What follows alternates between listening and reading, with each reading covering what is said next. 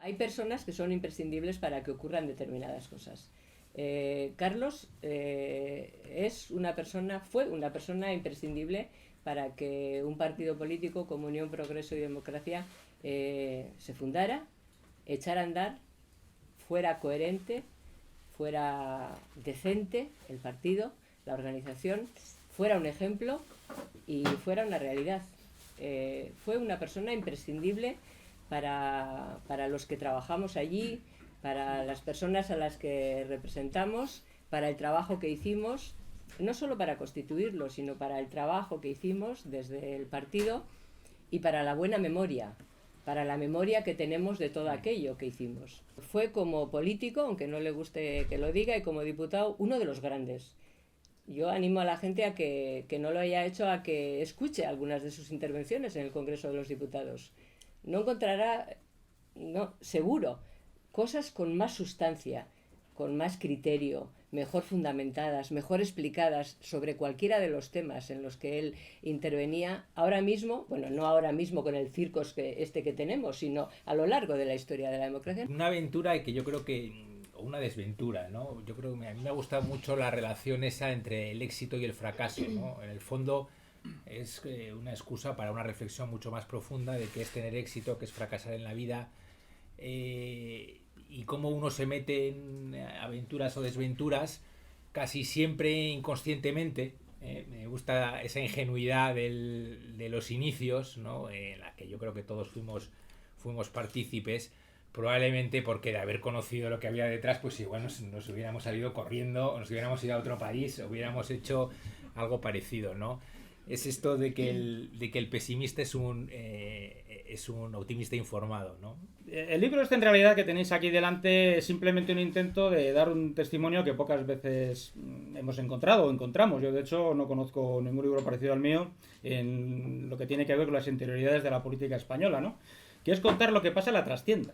Es decir, en política evidentemente hay dos lados de la barrera muy claros, que no son como dicen la derecha y la izquierda, o los representantes y los representados. No, es donde se toman las decisiones realmente importantes, las que afectan a la vida de la gente, y donde se representa otro tipo de representación teatral normalmente, ¿no? Dicho sea además, por otra parte, pues con todo el afecto, ¿no?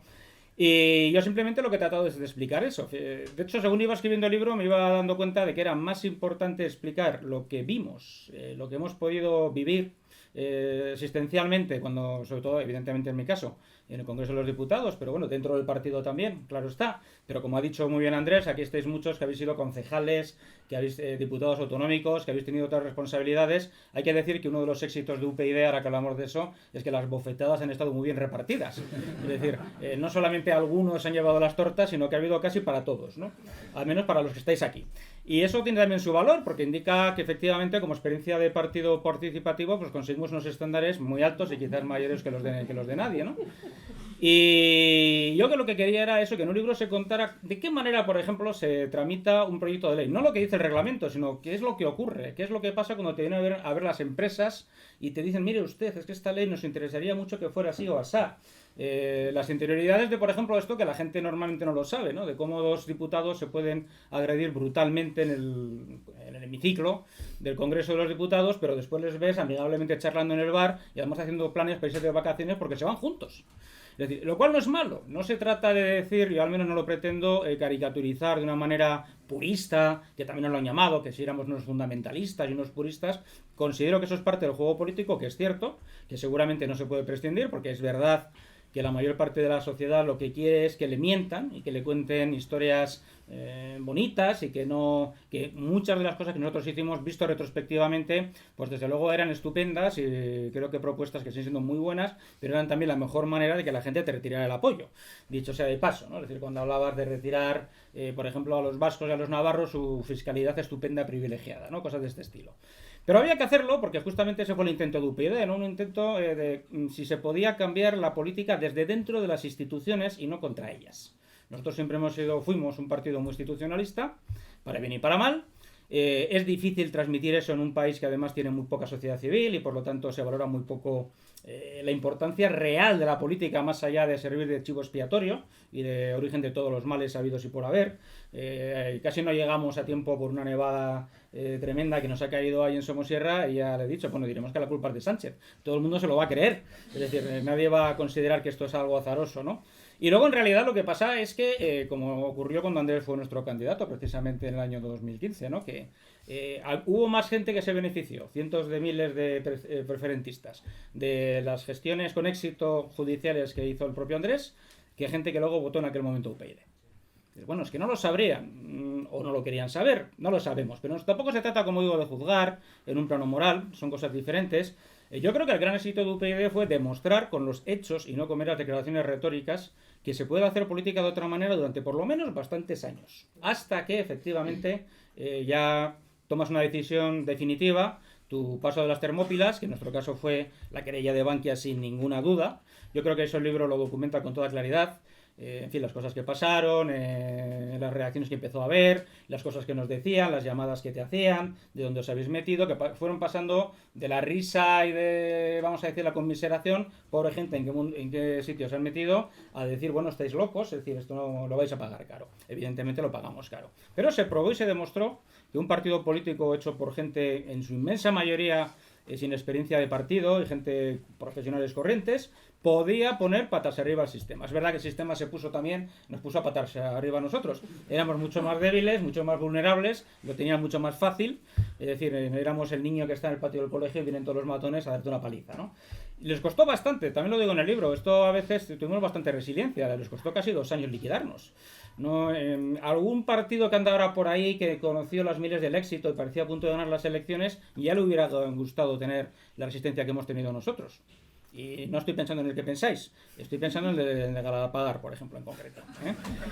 Y muchos partidos de estos que han salido como tampones de botellas de champán con enorme fuerza, se van a ir también, como le pasa al champán, perdiendo la fuerza a toda velocidad.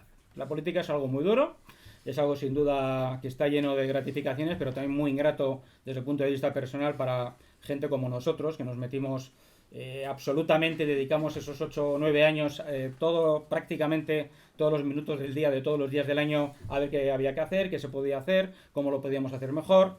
Como os ha dicho Andrés, en el libro aparecen bastantes relatos de los esfuerzos que hicimos pues por llevarnos bien con la prensa, que era algo así como intentar llevarte bien, pues no sé, no voy a hacer comparaciones que luego la gente las malinterpreta, o por llevarte bien pues con diferentes, en fin, grupos socialmente relevantes, importantes, y normalmente encontrábamos o el vacío, la indiferencia, con alguna rara excepción que también la subo, todo hay que decirlo.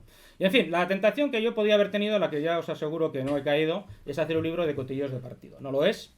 De hecho, le he cambiado el título. Al principio había pensado llamarle el partido intruso, porque nos trataron como tales, como intrusos, pero luego pensé que era poner el foco donde no debía, que es el partido. El partido ha sido un instrumento, nosotros siempre lo entendimos así, y dejamos UPyD cuando nos pareció que el instrumento se había averiado y no tenía arreglo. Y esta es la única explicación que yo estoy dispuesto a dar sobre esa cuestión.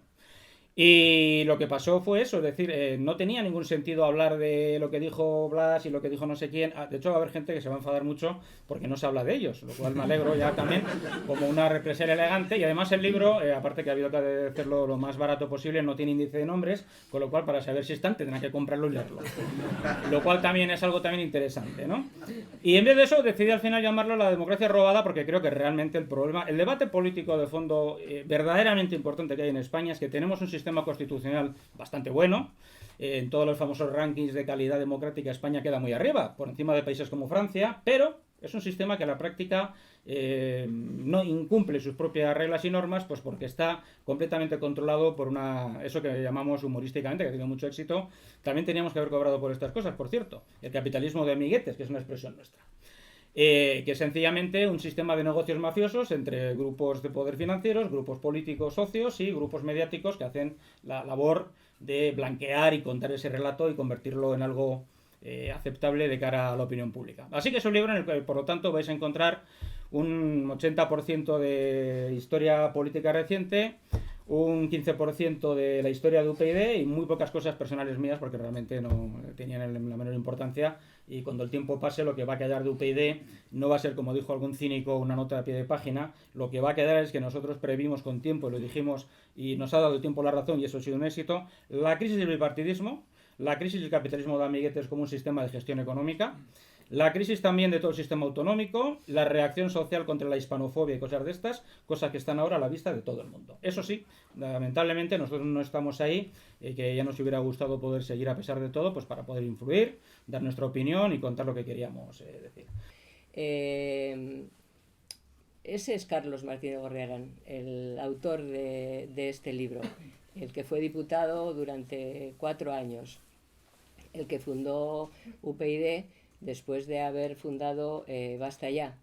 Un lujo como compañero de partido, como compañero de andanzas, un lujo, pero sobre todo un lujo como amigo. Como amigo en ese sentido amplio y que a veces se ha perdido de lo que significa la amistad. Nunca hubo un escudero como él. Cualquiera, en cualquier circunstancia de la vida, que lo haya pasado mal, hubiera querido un escudero como Carlos. Un escudero en lo político, en lo general y sobre todo en lo personal.